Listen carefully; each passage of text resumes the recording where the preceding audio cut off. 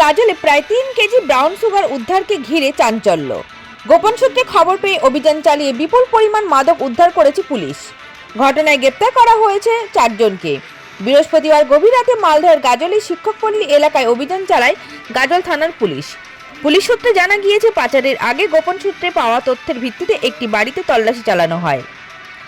বাড়ির দোতলার একটি ঘর থেকে একাধিক প্যাকেট রাখা প্রায় 3 কেজি ব্রাউন সুগার উদ্ধার হয়। অভিযানের সময় ঘটনাস্থলে উপস্থিত ছিলেন গাজল থানার আইসি কৌশিক ব্যানার্জি, ম্যাজিস্ট্রেটের দায়িত্বে থাকা বিডিও সুমন ঘোষ সহ পুলিশের একাধিক আধিকারিক। এই ঘটনায় 4 জনকে গ্রেপ্তার করেছে পুলিশ। উদ্ধার হওয়া মাদকের আন্তর্জাতিক বাজার মূল্য কত তা খতিয়ে দেখা হচ্ছে।